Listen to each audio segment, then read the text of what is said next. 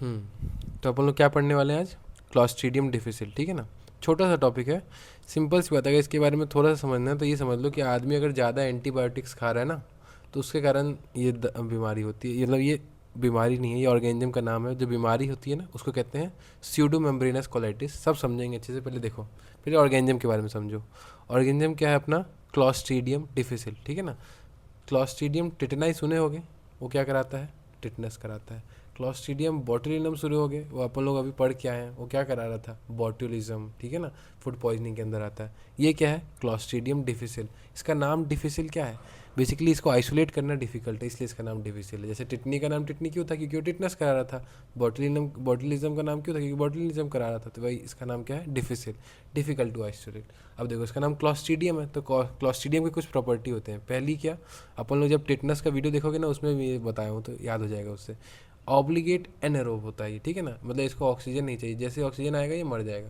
तो ये obligate anaerobe होता है। और दूसरा क्या? ये देखो टर्मिनल स्पोर दिख रहा है ना, तो ग्राम पॉजिटिव होता है और स्पोर फॉर्मिंग होता है यहाँ पे जो है ना ये, तो स्पोर फॉर्मिंग होता है, सिंपल। तो अपन लोग क्या समझे? Clostridium difficile. डिफिसिल क्यों? क्योंकि डिफिकल्ट टू आइसोलेट। क्लॉस्ट्रीडियम मतलब कि ऑब्लिगेट एनारोब होगा, ग्राम पॉजिटिव और स्पोर फॉर्मिंग होगा, सिंपल। तो इसके कारण जो बीमारी हो रहा होगा उसका नाम क्या कहेंगे?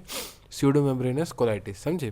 तो देखो, इसके कुछ रिस्क फैक्टर्स होते हैं जिनके वजह से अपने अंदर क्लॉस्ट्रीडियम डिफिसिल होगा, नहीं तो जनरली नहीं होगा। तो देखो क्या होता है, अगर कोई आदमी ज़्यादा दिन तक हॉस्पिटल में रहा, प्रोलॉन्ग हॉस्पिटल, जनरली मेडिकल से ही रिलेटेड होगा ज़्यादातर इसके रिस्क फैक्टर्स, ठीक है ना। तो देखो ज़्यादा दिन तक हॉस्पिटल में रहा, ठीक है। अब हॉस्पिटल में क्या होता है, इसके स्पोर बहुत फैले रहते हैं आसपास, ठीक है। तो बहुत दिन तक हॉस्पिटल में रहे तो इसके स्पोर अपने अंदर आए, कोलोन में इकट्ठा होंगे और जो बीमारी करेंगे उसको क्या कहेंगे? Pseudo membrane colitis. पढ़ेंगे क्या होता है बीमारी, बस नाम याद करते चलो अभी, स्यूडो मेम्ब्रेन कोलाइटिस। तो हॉस्पिटल में क्यों हो रहा है?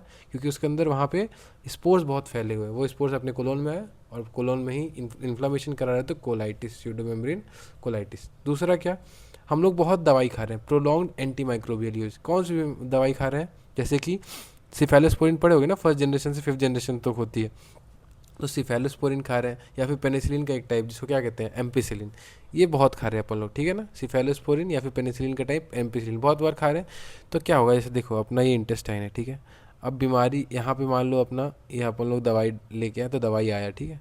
पहले से भी यहाँ पे कुछ माइक्रोब्स प्रेजेंट हो गए, तो ठीक है ये पैथोजेनिक वाले को मार रहे हैं, लेकिन कमेंसल वाले को ही तो थोड़ा डिस्टर्ब कर रहे होंगे ना। तो वही नॉर्मल फ्लोरा जो वहाँ के नॉर्मल ऑर्गेनिज्म वहाँ रहते हैं, जिसको अपन लोग क्या कहते हैं? कमेंसल ऑर्गेनिज्म, वो भी डिस्टर्ब हो रहे होंगे। अब देखो, अगर हम लोग ये नहीं खाते, ठीक है ना, ये नहीं खाते, तो अगर नॉर्मल फ्लोरा क्या कर रहा था, ये देखो अपने पेट में प्राइमरी बाइल सॉल्ट आते हैं, कहाँ से? लीवर ओवर से आते हैं, लीवर गाल ब्लैडर से प्राइमरी बाइल सॉल्ट आए अपने इंटेस्टाइन में, ठीक है।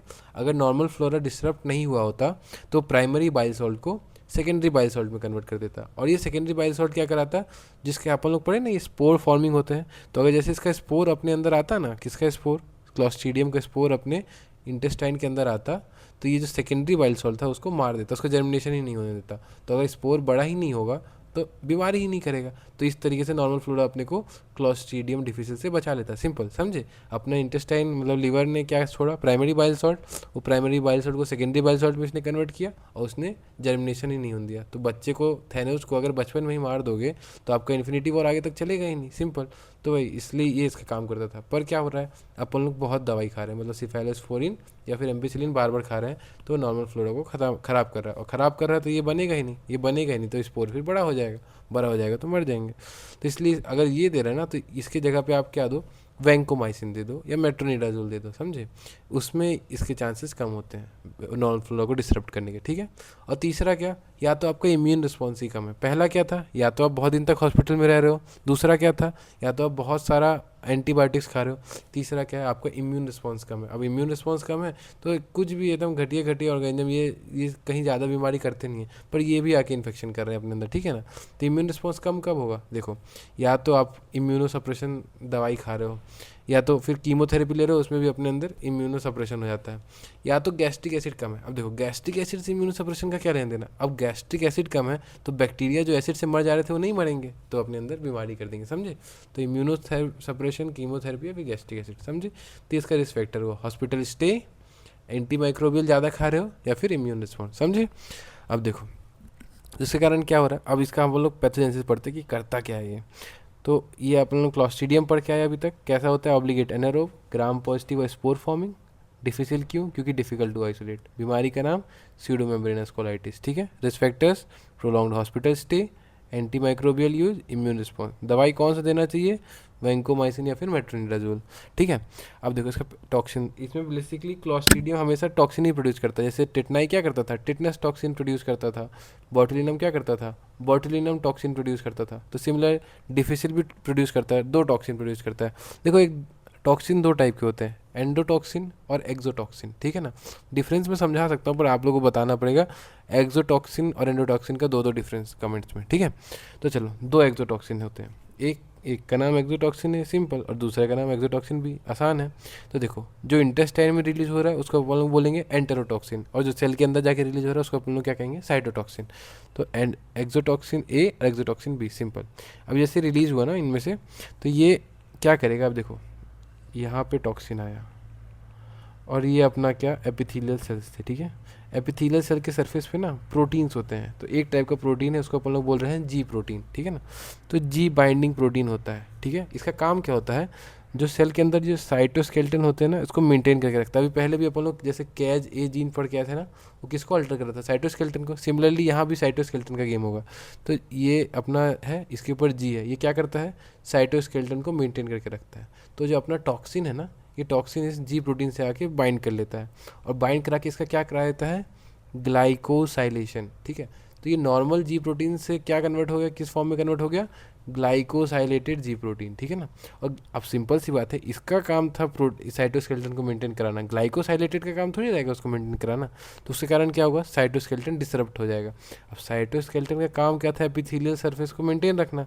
तो ये बैरियर जो था कि गैस्ट्रिक एसिड अंदर ना आए, इंटेस्टाइन का कंटेंट अंदर ना आए, वो टूट जाएगा, तो ये डिसरप्शन हो जाएगा मेम्ब्रेन का, समझे? सिंपल सी बात है। तो एक्सोटॉक्सिन रिलीज हुआ, वो किससे बाइंड किया? जी प्रोटीन से बाइंड किया। जी प्रोटीन का क्या करा दिया? ग्लाइकोसाइलेशन। तो उसके कारण क्या? साइटोस्केलेटन टूटा। साइटोस्केलेटन टूटा तो जो एपिथेलियल सेल का बैरियर था वो भी टूट गया। तो उसके कारण दो अपने अंदर मैनिफेस्टेशन होगी। देखो सिंपल सी बात है, बैरियर टूटेगा तो अंदर का कंटेंट बाहर जाएगा, मतलब क्या? डायरिया हो जाएगा। और साथ में बैरियर टूटेगा ना, तो यहाँ पे अल्सर फॉर्म हो रहा होगा, और उसके बाद अपना बताता हूँ, इसके ऊपर एक बैरियर फॉर्म हो रहा होगा बैक्टीरिया का, उसको अपन लोग बोलेंगे सीडोमेम्ब्रेन। तो देखते हैं क्या होता है। तो ये पैथोजेनेसिस समझ में आया सिंपल। ग्लाइकोसाइलेशन याद रखोगे तो सब याद हो जाएगा। दो चीज़ें, एक डायरिया और एक स्यूडोमेम्ब्रेन, ठीक है ना। तो डायरिया क्यों हो रहा है? एपिथेलियल सेल टूट रही है तो अंदर कंटेंट बाहर आ रहा है। तो देखो डायरिया तो हो ही रहा है, साथ में जब भी डायरिया हो तो आदमी का तबीयत खराब होगा ना, पेट दर्द दे रहा होगा, एब्डोमिनल पेन, फीवर, और साथ में क्या है? यहाँ पे इन्फ्लामेशन हो रखा है। अब सिंपल सी बात है, यहाँ टूटेगा, बॉडी को पता चलेगा, तो बॉडी यहाँ पे अपना ल्यूकोसाइड्स को भेजेगी ना कि कोई बैक्टीरिया है तो उसको मारो। तो ल्यूकोसाइड का नंबर बढ़ जाने को क्या कहते हैं? ल्यूकोसाइटोसिस। तो यहाँ पे तीन चीज़ें, फीवर, एब्डोमिनल पेन और ल्यूकोसाइटोसिस। सब नहीं याद रखना है, एटलीस्ट इतना याद रखो कि डायरिया हो रहा है, ठीक है। दूसरा बात क्या है? अपना स्यूडोमेम्ब्रेन। तो देखो ये एपिथेलियल सेल है अपना, ठीक है। तो ये इसके ऊपर एक जो डिसरप्शन हुआ ना, उसकी वजह से क्या, यहाँ पे जब बैक्टीरिया आता है तो एक स्यूडो मेम्ब्रेन बना देता है, मतलब इसको रोक देता है, यहाँ इसके ऊपर एक कोटिंग बना देता है। तो ये ट्रू मेम्ब्रेन नहीं है, फॉल्स मेम्ब्रेन है, इसीलिए इसको अपन लोग क्या कह रहे हैं? Pseudo membrane. तो ये किससे मिलके बना होता है? देखो एक तो यहाँ पे जो सेल तोड़ा है उसका तो सेलुलर डेब्रिस, ठीक है। जो अपना ल्यूकोसाइट इनको मारने आया था, बैक्टीरिया को मारने आएगा, वो मरे पड़े जो यहाँ पे पड़े, मतलब नेक्रोटिक ल्यूकोसाइट्स। तो सेल की डेब्रिस, नेक्रोटिक ल्यूकोसाइट्स, और फिर जो मेम्ब्रेन बना रहा है कौन? म्यूकस का प्लग होता है ना, तो म्यूकस और फिब्रिन। फिब्रिन समझते हो ना, जो क्लॉटिंग कराता है, सिंपल सी बात। तो अपना प्लेटलेट का फिब्रिन हो गया, अपना WBC का ल्यूकोसाइट हो गया, नॉर्मल सेल तो होते ही हैं, और म्यूकस हो गया, सिर्फ ये मिलके स्यूडो मेम्ब्रेन बनाते हैं, ठीक है। ये म्यूकोसा से चिपक जाता है, और अगर बहुत दिन तक ऐसे नॉर्मली 1 से 2 मिलीमीटर का होता है, पर अगर बहुत टाइम दे दोगे तो ये फैल जाएगा पूरे बॉडी में, सिंपल, समझे।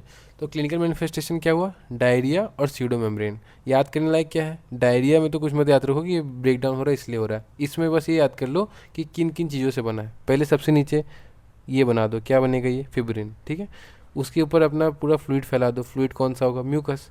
उसके ऊपर सेल लगा दो, एक तो नेक्रोटिक ल्यूकोसाइट, मतलब मरे हुए ल्यूकोसाइट्स, और सेल के डेब्रिस, सिंपल। ये हो गया इसका स्यूडोमेम्ब्रेन, ये अपना क्लिनिकल मैनिफेस्टेशन हुआ, ठीक है। तो अब इसका लैब डायग्नोसिस इंपॉर्टेंट है कि लैब डायग्नोसिस करेंगे कैसे। तो देखो कुछ नहीं, सैंपल कलेक्शन मैंने बार बार बताया है, जब भी जीआईटी का कोई भी टॉपिक होगा सैंपल क्या होगा अपना, स्टूल सैंपल लेंगे, ठीक है। अब स्टूल सैंपल में उसको कल्चर करा रहे होंगे, तो कल देखो अभी अपन लोग पढ़ के आए हैं क्लॉस्ट्रीडियम डिफिसिल क्या होता है, ऑब्लिगेट एनारोब होता है, तो कंडीशन कौन सा देंगे, एनारोबिक कंडीशन, और 1 से 2 दिन रुक रहे होंगे, तो देखो कल्चर के लिए बस एक फ़ोटो ये याद रख लो, सीसी की फ़ोटो, ठीक है ना, ग्लास की सीसी है, तो सीसी सिफॉक्सिटिन साइक्लोसिरीन ए का मतलब यहाँ पे अगार है, ठीक है ना, बदल क्या आ रहा है बस ये। तो आप खाने में उसको क्या दे रहे हो, खाने में फ्रक्टोज दे रहे हो, तो सिफॉक्स, ये तो एंटीबायोटिक्स हो गया, सिफॉक्सिटिन साइक्लोसिरिन, और ये फ्रक्टोज अगार, ठीक है ना।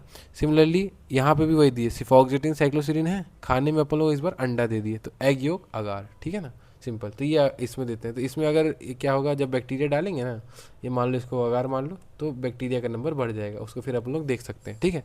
पर सिर्फ आइसोलेशन और कल्चर इंपॉर्टेंट नहीं है, क्यों, क्योंकि अपने ऑर्गेनिज्म के अंदर कुछ ऐसे भी होते हैं जो कमेंसल होते हैं, ऐसे क्लोस्ट्रीडियम, ठीक है ना। तो इसके लिए अपन लोग को ये पता करना पड़ेगा कि वो टॉक्सिन प्रोड्यूस करते हैं कि नहीं, तभी पता चलेगा कि वो बीमारी कर रहा है। ये जो टॉक्सिन ए और बी वाला है, तो देखो टॉक्सिन को देखने के लिए, टॉक्सिन क्या है बेसिकली, एक प्रोटीन है, ठीक है ना। तो या तो इसका प्रोटीनिशियस नेचर को देख लो, मतलब इसका एंटीजन को डिमॉन्स्ट्रेट करा लो, या तो ये प्रोटीन बना किससे होगा, जीन से बना होगा, मतलब डीएनए से बना होगा, तो या तो डीएनए को डिटेक्ट कर लो या तो एंटीजन को डिटेक्ट कर लो। तो एंटीजन डिमॉन्स्ट्रेशन और मॉलिक्यूलर मेथड, तो मॉलिक्यूलर मेथड तो तुमको पता है ये पीसीआर होता है, एंटीजन समझते हैं। तो देखो नॉर्मली क्या होता है, अब हम लोग ये टॉक्सिन डिमॉन्स्ट्रेशन क्यों कर रहे हैं कि एक अच्छे लोग हैं और एक बुरे लोग हैं, दोनों ही क्लॉस्ट्रीडियम है, एक में क्या है टॉक्सिन प्रोड्यूस करने की ताकत है, एक में नहीं है टॉक्सिन प्रोड्यूस करने की ताकत। तो देखो जिनमें भी ये टॉक्सिन ए और बी पाया गया वो मतलब टॉक्सिकोजेनिक है, जिनमें ये नहीं पाया गया वो टॉक्सिकोजेनिक नहीं है, सिंपल सी बात है। और देखो एक होता है GDH, ग्लूटामेट डिहाइड्रोजनेज, ये दोनों में ही प्रेजेंट है, मतलब समझ में आया, दो प्रोटीन को अपन लोग यहाँ देख रहे हैं, एक है टॉक्सिन ए और बी और एक है अपना ग्लूटामेट डिहाइड्रोजनेज। टॉक्सिन ए और बी टॉक्सिकोजेनिक में ही प्रेजेंट होगा, जबकि ये दोनों में प्रेजेंट होगा। इसलिए देखो अगर टॉक्सिकोजेनिक है तो उसमें टॉक्सिन वाला प्रोटीन भी प्रेजेंट होगा और GDH भी प्रेजेंट होगा, जबकि नॉन टॉक्सिकोजेनिक है तो टॉक्सिन वाला नहीं होगा और GDH तो होगा ही, सिंपल सी बात है। तो ये अपना एंटीजन का डिमॉन्स्ट्रेशन हो गया। और मॉलिकुलर मेथड, एंटीजन से कुछ मत ज़्यादा दिमाग मत लगाया करो, प्रोटीन की ही बात कर रहे हैं। मॉलिकुलर मेथड PCR में ये रटना है तो रट लो, नहीं तो सुन लो, TCD क्लॉस्ट्रीडियम डिफिसिल का टॉक्सिन को डिमॉन्स्ट्रेट करने के लिए TCD ए जीन, TCD बी जीन और TPI का मतलब क्या है, ट्रायोज फॉस्फेट आइसोमरेज, मत याद करो, TCD ए और बी से ही काम हो जाएगा, समझे। तो चलो ये अपना कंप्लीट हो गया। क्या क्या पढ़े बेसिकली, क्लॉस्ट्रीडियम डिफिसिल पढ़े, obligate anaerobe gram positive spore forming, difficult to isolate, pseudomembranous colitis, इस फैक्टर्स में क्या है, ज़्यादा दिन तक हॉस्पिटल में रुका दो, एंटी माइक्रोबियल दे दोगे तो ये ख़राब हो जाएगा, इसके कारण प्राइमरी सेकेंडरी में कन्वर्ट नहीं हो रहा होगा, तो स्पोर जैमिनेट नहीं हो पा रहा होगा। इम्यून रिस्पॉन्स कम करा दो, कैसे, या तो इम्यूनोथेरेपी, कीमोथेरेपी, या तो गैस्ट्रिक एसिड कम है अपने अंदर। ये काम कैसे कर रहा होगा, जी प्रोटीन से बाइंड कर रहा होगा, जी प्रोटीन का ग्लाइकोसाइलेशन हो जा रहा था तो साइटोस्केलेटन नहीं बचा, तो एपिथेलियल बैरियर नहीं बचा, तो उसके कारण दो डिजीज हुई, क्या क्या, डायरिया या तो स्यूडोमेम्ब्रेनस कोलाइटिस, समझे।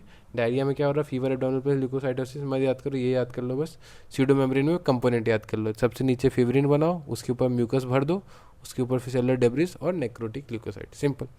लैब डायग्नोसिस में पहले तो एनारोबिक कंडीशन दे दो, कल्चर जो है सीसी को उठाओ, सीसी में या तो आप फ्रक्टोज डाल दो या तो एग योग डाल दो, ठीक है ना। तो सिफॉक्सिटिन साइक्लोसिरिन फ्रक्टोज अगार, सिफॉक्सिटिन साइक्लोसिरिन एग योग अगार, सिंपल, ठीक है ना। अब लेकिन इससे अपन लोगों को क्या पता चलेगा कि ये ऑर्गेनिज्म है, पर ये टॉक्सिन करता है कि नहीं, तो उसको कैसे करेंगे, या तो एंटीजन को देखो या तो उसके जीन को देखो। एंटीजन के लिए दो टाइप के प्रोटीन लेना है, टॉक्सिन वाला और GDH, तो जिसमें टॉक्सिन और GDH दोनों प्रेजेंट है उसको टॉक्सिकोजेनिक बोलेंगे, जिसमें एक ही प्रेजेंट है GDH उसको नॉन टॉक्सिकोजेनिक बोलेंगे। और मॉलिकुलर मेथड में अपन लोग ने जीन देख लिया, टॉक्सिन प्रोड्यूस करने वाले क्लॉस्ट्रीडियम डिफिसिल के जीन TCDA और बी वाले के TCDB, और TPI छोड़ दो, समझ गया, कंप्लीट।